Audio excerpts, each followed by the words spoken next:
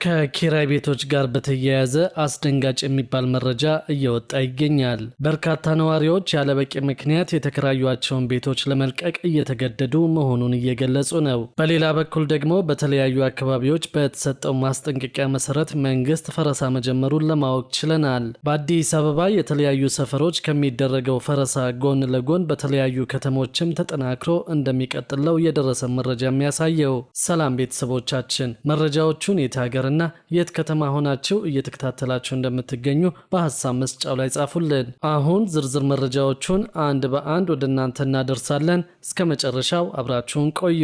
በተለያዩ አካባቢዎች በተሰጠው ማስጠንቀቂያ መሰረት መንግስት ፈረሳ መጀመሩን ለማወቅ ችለናል። በአዲስ አበባ የተለያዩ ሰፈሮች ከሚደረገው ፈረሳ ጎን ለጎን በተለያዩ ከተሞችም ተጠናክሮ እንደሚቀጥለው የደረሰን መረጃ የሚያሳየው የውስጥ ለውስጥ መንገዶችን በማጠር ለተለያዩ አገልግሎት ባዋሉ አካላት ላይ ህጋዊ እርምጃ እንደሚወስድ የአዲስ አበባ ከተማ መንገዶች ባለስልጣን ማስታወቁ የሚታወስ ነው። በዚህ መሰረት በአዲስ አበባ ከተማ በተለያዩ አካባቢዎች መንገድ ዘግተው የሚገኙ አጥሮችን በማንሳት የውስጥ ለውስጥ መተላለፊያ መንገዶችን የማስከፈት ዘመቻ በዛሬው ዕለት ተጀምረዋል። በዚህም መሰረት በቃሊቲ ገብርኤል ቤተክርስቲያን ጀርባ በአጥር ተዘግተው የነበሩ የውስጥ ለውስጥ መንገዶችን በግብረ ኃይል የማንሳት ስራ መጀመሩን ለማወቅ ችለናል። ይህ እርምጃ በከተማዋ ያለውን የትራፊክ ፍሰት ለማሳለጥና የህዝብን የመንቀሳቀስ መብት ለማስከበር ያለመ መሆኑ ተገልጿል። የአዲስ አበባ ከተማ መንገዶች ባለስልጣን ከፍተኛ መዋለ ንዋይ በመመደብ የመንገድ ልማት ስራዎችን በማከናወን ላይ እንደሚገኝ አስታውቀዋል። ነገር ግን በከተማዋ የተለያዩ አካባቢዎች የሚገኙ የውስጥ ለውስጥ መንገዶችን የህብረተሰቡን እንቅስቃሴ ለማስተናገድ ከተገነቡበት ዓላማ ውጭ በማጠርና በመከለል ለግል ጥቅም የሚያውሉ ግለሰቦች በስፋት እየተስተዋለ መሆኑን ባለስልጣን መስሪያ ቤቱ ገልጿል። በዋና መለስተኛ መጋቢና በውስጥ ለውስጥ መንገድ በአስፋልት በኮብልስቶንና በጠጠር የተገነቡ የመንገድ መሰረተ ልማቶች የህብረተሰቡን የዕለት ተዕለት ማህበራዊና ኢኮኖሚያዊ እንቅስቃሴ ለማሳለጥ ቢሰሩም የተወሰኑ የህብረተሰብ ክፍሎች መንገዶችን በአጥር በመዝጋትና በር በመስራት ላይ ይገኛሉ ተብሏል። ይህ ተግባር በአብዛኛው የመንገድ ተጠቃሚ ከማገልገል ይልቅ ለጥቂት የአካባቢ ነዋሪዎች ብቻ አገልግሎት የሚሰጥ በመሆኑ ለትራፊክ እንቅስቃሴ እንቅፋት ከመሆኑን ባሻገር የተደራሽነትና በእኩል ተጠቃሚነት መርህን የሚጻረር ተግባር ነው ሲል ባለስልጣን መስሪያ ቤቱ ባወጣው ማስጠንቀቂያ መግለጹ የሚታወቅ ነው። እነዚህ የውስጥ ለውስጥ መንገዶች ለመጋቢ መንገዶች የትራፊክ እንቅስቃሴን በማስተንፈስ በኩል ያላቸው ሚና ከፍተኛ በመሆኑ የተሰሩ በሮችና አጥሮች በአስቸኳይ እንዲነሱ ባለስልጣን መስሪያ ቤቱ ማሳሰቡን ከአዲስ አበባ ፕሬስ ሴክሬታሪያት ጽህፈት ቤት ያገኘነው መረጃ ያመለክታል። የውስጥ ለውስጥ መንገዶችን ሙሉ በሙሉ ለአገልግሎት ክፍት ባላደረጉ አካላት ላይ ከሚመለከታቸው የደንብ ማስከበርና የፖሊስ አካላት ጋር በመተባበር አስፈላጊውን እርምጃ እንደሚወስድ ባለስልጣን መስሪያ ቤቱ መግለጹም ይታወሳል። በዚህ መሰረት ነው እንግዲህ በአዲስ አበባ ከተማ በተለያዩ አካባቢዎች መንገድ ዘግተው የሚገኙ አጥሮችን በማንሳት የውስጥ ለውስጥ መተላለፊያ መንገዶችን የማስከፈት ዘመቻ መጀመሩን የታወቀው። ይህ የመንገድ ማስከፈት ተግባር በቃሊቲ ገብርኤል ብቻ የሚገታ ሳይሆን በሁሉም የአዲስ አበባ ከተማ ክፍሎች በተመሳሳይ ሁኔታ ተጠናክሮ እንደሚቀጥልም ተመላክቷል። ከአዲስ አበባ ከተማ በተጨማሪ በተለያዩ የአገሪቱ ከተሞችም ተጠናክሮ እንደሚቀጥለው የደረሰ መረጃ የሚያሳየው። ህብረተሰቡም ለመንገድ መከፈት አስፈላጊውን ትብብር እንዲያደርግ መንግስት ጥሪውን አቅርበዋል። በሌላ በኩል ደግሞ ከኪራይ ቤቶች ጋር በተያያዘ አስደንጋጭ የሚባል መረጃ እየወጣ ይገኛል። በርካታ ነዋሪዎች ያለበቂ ምክንያት የተከራዩአቸውን ቤቶች ለመልቀቅ እየተገደዱ መሆኑንና መንግስትም መፍትሄ ያለመስጠቱን እየገለጹ ይገኛሉ።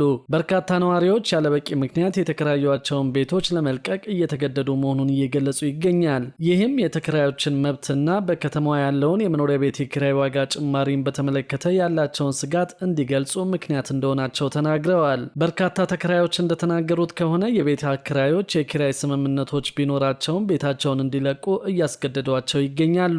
እንደ ነዋሪዎቹ ገለጻ ከሆነ ሁኔታው በጣም የተለመደ እየሆነ ከመምጣቱም ባለፈ ብዙ ነዋሪዎች ከአንድ ቤት ወደ ሌላ ቤት በተደጋጋሚ እንዲዛወሩ እንዳስገደዳቸው ተናግረዋል። ተከራዮች ቤት እንዲለቁ ከሚነግሯቸው ዋና ዋና ምክንያቶች አንዱ ድንገተኛ የቤት ኪራይ ጭማሪ መሆኑን ጠቅሰዋል። እንደ ቤት ተከራዮቹ ገለጻ ከሆነ አንዳንድ የቤት ባለቤቶች በኪራይ ውሉ ውስጥ ከተስማሙበት በላይ ከፍ ያለ ክፍያ እንዲከፈላቸው እየጠየቁ ይገኛሉ ብለዋል። ተከራዮች የኪራይ ጭማሪውን ጥያቄ ማሟላት ካልቻሉ ወይም ፈቃደኛ ካልሆኑ ቤቱን ለቀው እንዲወጡ እንደሚጠየቁ ነው ያሳወቁት። ሌሎች ደግሞ የተከራዩትን ቤት ለዘመዶቻቸው እንደሚሰጥ ወይም አከራዮቹ ራሳቸው ቤቱ ቤቱን ለግላቸው መጠቀም እንደሚፈልጉ እንደተነገራቸው ገልጸዋል። በብዙ አጋጣሚዎች ተከራዮች ከቤቱ እንዲለቁ የሚሰጣቸው ጊዜ በጣም አነስተኛ መሆኑንና ምንም አይነት አማራጭም ሆነ የመዘጋጃ ጊዜ እንዳልተሰጣቸው ተናግረዋል። በዚህ ምክንያትም ተከራዮች ለከፍተኛ ወጪ ከመዳረጋቸውም በላይ ካለው የኑሮ ውድነት ጋር ተዳምሮ ህይወታቸውን እንዳከበደው አሳውቀዋል። አዲስ የኪራይ ቤት ለማግኘት ካለው ከፍተኛ ችግርን በላይ ለደላላዎች የሚከፈለው ክፍያ፣ ከፍተኛ የሆነው የኪራይ ቤት ዋጋ ለማጓጓዣና ለዕቃ መጫኛና ማውረጃ ተጨማሪ ወጪ እንደሚያስወጣቸውም ገልጸዋል። ተከራዮች የኪራይ ስምምነቶችን ተግባራዊነት እንዲቆጣጠሩና ለተከራዮች የተሻለ ጥበቃ እንዲያደርጉ ለሚመለከታቸው የመንግስት አካላትም ጥሪያቸውን አቅርበዋል። በጉዳዩ ዙሪያ አስተያየታቸውን የሰጡ አንድ አከራይ በበኩላቸው ካለው የኑሮ ሁኔታ አንጻር ያከራዩበት ዋጋ አነስተኛ በመሆኑ ተከራዩ ብር እንዲጨምር ወይም እንዲለቅ እንደጠየቁ አሳውቀዋል። የቤት ኪራይ ለመጨመር የተሰጠው ጊዜ ረዥም መሆኑና ካለው የኑሮ ውድነት አንጻር በቂ ባለመሆኑ በርካታ የቤት አከራዮች ተመሳሳይ እርምጃ ለመውሰድ መገደዳቸውንም አሳውቀዋል። ከወራት በፊት የመኖሪያ ቤት ቁጥጥርና አስተዳደር አዋጅ መውጣቱን ተከትሎ ከኪራይ ቤት ጋር በተያያዘ አዳዲስ አካሄዶች መተግበር መጀመራቸው ይታወሳል። የአዲስ አበባ ከተማ አስተዳደር ባወጣው መመሪያ መሰረት የሚከራዩ ቤቶችን በቸለተኝነት ያላስመዘገቡት ላይ ደግሞ ቅጣት ይጣልባቸዋል ማለቱም የሚታወስ ነው። ባለሙያዎች በበኩላቸው ግልጽ የሆኑ ደንቦችና ጠንካራ ቁጥጥር በአከራዮችና በተከራዮች መካከል የሚፈጠሩ አለመግባባቶችን ለመቀነስና ለሁለቱም ወገኖች ፍትሐዊ አያያዝን ለማረጋገጥ እንደሚረዳ ገልጸዋል። በስራ ላይ በዋለው የመኖሪያ ቤት ቁጥጥርና አስተዳደር አዋጅ መሰረት የኪራይ ውል ዘመኑ ባያልቅም አከራይ ተከራይን ከቤቱ ሊያስወጣ የሚችልባቸው መስፈርቶችን አስቀምጠዋል። በዚህም መሰረት አንድ አከራይ ተከራይን ከቤት ማስወጣት የሚችለው አንደኛ የቤት ኪራዩን ገንዘብ ሳይከፍል ከ15 ቀናት ካሳለፈ፣ ይህም ለመጀመሪያ ጊዜ ከሆነ፣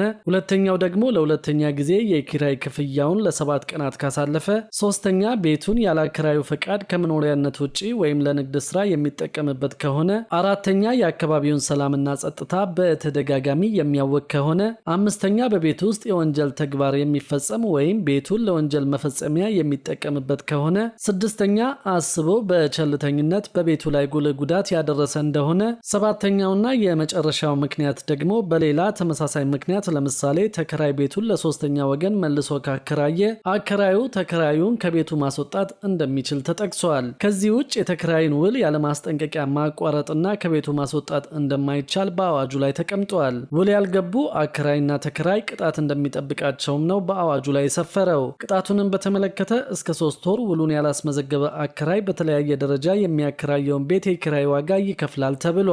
ከቅጣቱ በተጨማሪም በአስገዳጅ ሁኔታ ወደ ውል እንዲገቡም እንደሚደረግ ነው የተገለጸው። መንግስት በተለያየ ጊዜ የመኖሪያ ቤት ቁጥጥርና አስተዳደር አዋጅ በምን መልኩ እየተተገበረ እንደሚገኝ ቁጥጥር እንደሚያደርግ ማስታወቁ ይታወሳል። ሆኖም ግን ቁጥጥሩ በምን ደረጃ ላይ እንደሚገኝና በተከራይና አከራይ ላይ ስለተወሰደው እርምጃ እስካሁን የተባለ ነገር የለም።